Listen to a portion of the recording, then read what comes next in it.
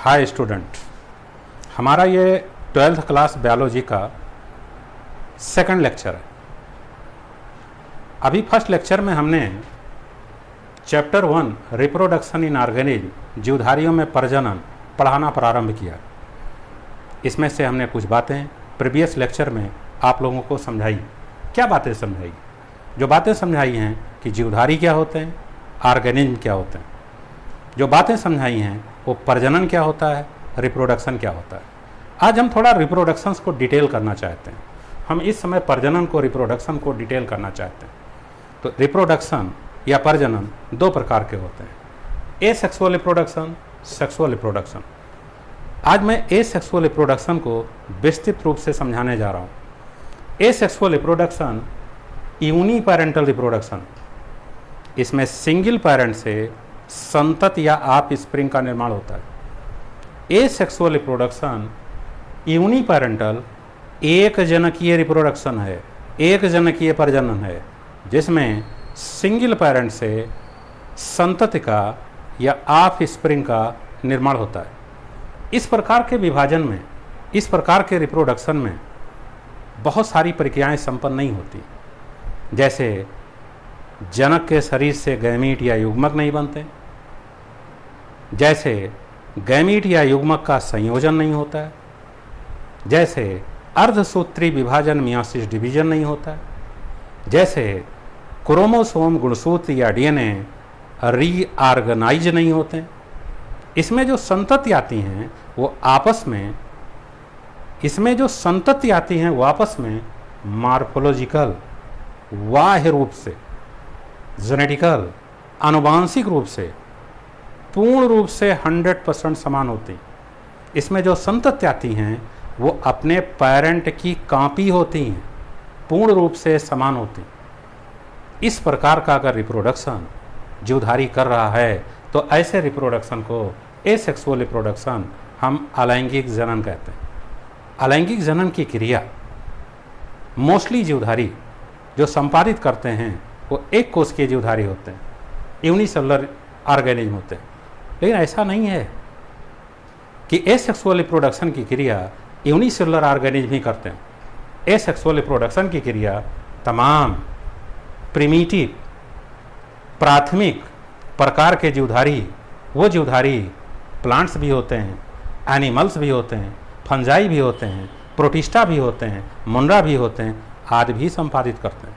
हम ऐसे कह सकते हैं कि लगभग जीवों में अलैंगिक जनन की क्रिया, एसेक्सुअल रिप्रोडक्शन की क्रिया पाई जाती है। लेकिन कुछ ऐसे एनिमल्स हैं जो बहुत ही एडवांस हैं, कुछ ऐसे एनिमल्स हैं जो डेवलप हैं, उनमें एसेक्सुअल रिप्रोडक्शन की क्रियाएं नहीं होती।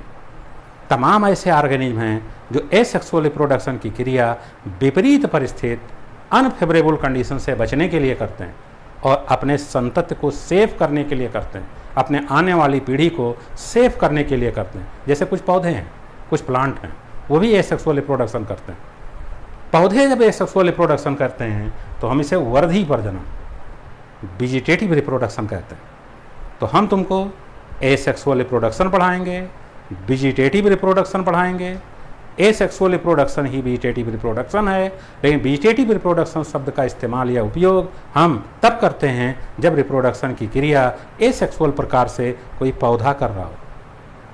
क्योंकि पौधे बहुत प्रकार के, उसमें तमाम प्रिमिटिव प्लांट हैं, तमाम एडवांस प्लांट हैं, सभी एसेक्सुअल रिप्रोडक्शन करते हैं। कुछ पौधे फेवरेबल कंडीशन में एसेक्सुअल रिप्रोडक्शन करते हैं, तमाम पौधे अनफेवरेबल कंडीशन में एसेक्सुअल रिप्रोडक्शन करते हैं। इन सब बातों की हमको एक एक करके स्टडी करनी है। तो अगर हम देखें एक प्रकार से तो एसेक्सुअल रिप्रोडक्शन जो जीवों में पाया जाता है, सजीवों में पाया जाता है, इस रिप्रोडक्शन द्वारा जीवधारी अपने संतति का निर्माण करता है। अभी हमने कहा कि एसेक्सुअल रिप्रोडक्शन यूनिपेरेंटल होते हैं, एक जनकीय होते हैं। इसमें से संतानें आती हैं वो आपस में मॉर्फोलॉजिकल और जेनेटिकल समान होते हैं। इसमें जो संतानें आती हैं वो पेरेंट से मॉर्फोलॉजिकल एंड जेनेटिकल समान होते हैं। हम इस प्रकार के संतानों को क्लोन कह सकते हैं। एक प्रकार से एसेक्सुअल रिप्रोडक्शन द्वारा जो आप स्प्रिंग आती हैं वो पेरेंट की क्लोन होती, वो पेरेंट की क्लोन होती। अब asexual reproduction unicellular organism cell division द्वारा करते हैं। वो जो सेल डिवीजन द्वारा करते हैं वो सेल डिवीजन प्रायः असूत्री एमाइटोटिक, प्रायः सूत्री माइटोटिक प्रकार का होता है। दोनों प्रकार से सेल डिवीजन करके तमाम यूनिसेलुलर ऑर्गेनिज एसेक्सुअल रिप्रोडक्शन की प्रक्रियाएं संपादित करते हैं। जैसे एसेक्सुअल रिप्रोडक्शन की तमाम प्रक्रियाओं का एग्जाम्पल हम तुमको देंगे, जिसमें कुछ एग्जाम्पल ये बोर्ड पर प्रदर्शित है। जो पहला एग्जाम्पल है वो दुखंडन द्वारा अलैंगिक जन्म, बाइनरी फिशन, मुकुलन द्वारा अलैंगिक जन्म, बट्स फॉर्मेशन, पुटी भवन द्वारा लैंगिक जनन, इंसिस्टेशन, बीजाणु द्वारा लैंगिक जनन, स्पोर फॉर्मेशन, कोनाइडिया द्वारा अलैंगिक जनन, करणा द्वारा अलैंगिक जनन, एसेक्सुअल रिप्रोडक्शन बाई कोनाइडिया, जेम्यूल्स द्वारा अलैंगिक प्रजनन, जेम्यूल्स द्वारा अलैंगिक प्रजनन, एसेक्सुअल रिप्रोडक्शन बाई जेम्यूल्स। ये ऐसे एग्जाम्पल हैं कि इन एग्जाम्पल की सहायता से तमाम प्रकार के जीवधारी अलैंगिक प्रजनन की क्रिया संपादित करने का कार्य करते हैं। जैसे मैं एक छोटा सा एग्जाम्पल तुमको देता हूँ, एग्जाम्पल देता हूँ यूनिसेलुलर ऑर्गेनिज्म का, पैरामीशियम का, यूग्लिना का, अमीबा का। ये जिन जीवधारियों का हमने नाम लिया ये सब प्रोटिस्टा ऑर्गेनिज्म है, लेकिन ये एनिमल लाइक प्रोटिस्टा। प्रोटिस्टा कई प्रकार के होते हैं, तुम 11th क्लास में पढ़ करके आए हो, इसकी नॉलेज तुमने 11 से ली है। अभी हमने कहा कि अमीबा है, पैरामीशियम है, यूग्लिना है, ये सब प्रोटिस्टा ऑर्गेनिज्म। इसमें से जो अमीबा है वो प्रोटोजोआन प्रोटिस्टा। हम इसी अमीबा की बात करते हैं। ये अमीबा की बॉडी है, सिंगल सेल से बनी, माइक्रोस्कोपिक है। इस सेल पर तुमने कुछ आउटग्रोथ दिखाई दे रहे हैं, इसे सूडोपोडिया कहते, कूटपात कहते। इसके द्वारा ये अमीबा मूवमेंट करता है, लोकोमोशन करता है, चलता है। ऐसा देखा गया है जब फेवरेबल कंडीशन आती है रहती है और इस अमीबा के पास अपने सेल्स के भीतर समस्त प्रकार के केमिकल्स की मात्रा अधिक होने लगती है तो ये की सेल डिवाइड हो जाती है। तो हम कह सकते हैं कि अमीबा सेल डिवीजन द्वारा नए अमीबा को जन्म देता है या अपनी सेल की संख्या को बढ़ाता है। तो इस सेल डिवीजन भी अमीबा में एसेक्सुअल रिप्रोडक्शन का एग्जाम्पल है। जैसे अमीबा फेवरेबल कंडीशन में, अनुकूल स्थिति में अपने बॉडी में केमिकल्स की मात्रा को बढ़ाकर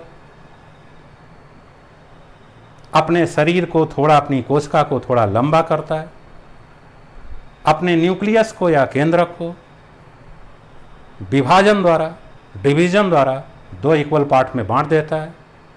इसके कोशिका या सेल के भीतर पाए जाने वाला साइटोप्लाज्म भी 2 इक्वल पार्ट्स में बढ़ जाता है। सेल का मध्य भाग सिकुड़ जाता है, एक बहुत ही संकरी पॉइंट बनती है, इसे कंस्ट्रक्शन पॉइंट कहते हैं। इस कंस्ट्रक्शन पॉइंट द्वारा इस अमीबा पेरेंट की बॉडी 2 इक्वल भागों में बढ़ जाती है, अर्थात 2 डॉटर सेल का निर्माण हो जाता है। तुमने देखा कि parent amoeba convert in 2 daughter cell amoeba, cell की संख्या बढ़ गई, यानी इंडिविजुअल की संख्या बढ़ गई। इस प्रकार हम कह सकते हैं amoeba, paramecium, euglena cell division द्वारा, जिसको कोशिका विभाजन कहते हैं, इसकी सहायता से एसेक्सुअल रिप्रोडक्शन की क्रिया संपादित करते हैं। लेकिन कोशिका विभाजन की जो प्रक्रिया होती है उसमें एक सेल से 2 सेल बनती, दोनों सेल इक्वल बनती आपस में। इस प्रकार से अगर सेल डिवीजन द्वारा एसेक्सुअल रिप्रोडक्शन हो रहा हो तो इसे दुखंडन कहते हैं, बाइनिफिशन कहते हैं।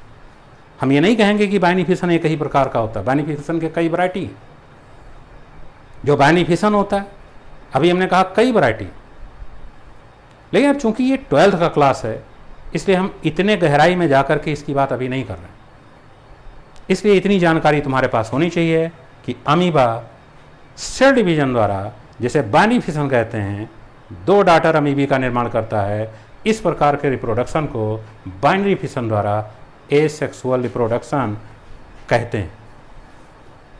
एसेक्सुअल रिप्रोडक्शन का इस समय हम दूसरा एग्जाम्पल लेने जा रहे हैं, जैसे मुकुल या बट कहते हैं।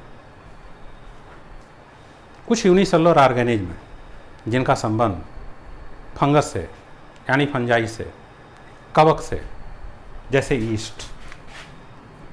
ईस्ट का वैज्ञानिक नाम सैक्रोमाइसीज। ये यूनिसेलुलर फंगस, इस यूनिसेलुलर फंगस की अगर हम स्टडी करते हैं तो इस पर ये सेलवाल है, ये इसमें न्यूक्लियस है, ये इसमें वैक्यूल है। ये सेप्रोफिटिक फंगस मृतोपजीवी। अगर हम इसकी स्टडी करते हैं तो हम पाते हैं कि यह यूनिसेलुलर फंगस फेवरेबल कंडीशन में सेल डिवीजन करता है, लेकिन इसका सेल डिवीजन एमाइटाटिक होता है, आसूत्री होता है। इस एमाइटाटिक सेल डिवीजन द्वारा ये अपने न्यूक्लियस को लंबा करता है, कॉन्स्ट्रक्शन द्वारा 2 इक्वल भागों में बांट देता है। लेकिन इससे पहले ये अपनी सेल पर एक छोटा सा उभार बनाता है, ऐसे उभार को बट सकर कहते हैं। कुछ समय के बाद इसका ये न्यूक्लियस 2 इक्वल भागों में डिवाइड हो जाता है। जो इसका बट सकर है वो एक नई कोशिका, छोटी कोशिका बड में परिवर्तित हो जाती है। हम अगर स्टडी करते हैं तो ईस्ट कोशिका के ऊपर एक छोटी सी कोशिका बन जाती है, ऐसी छोटी कोशिका को बड कहते हैं।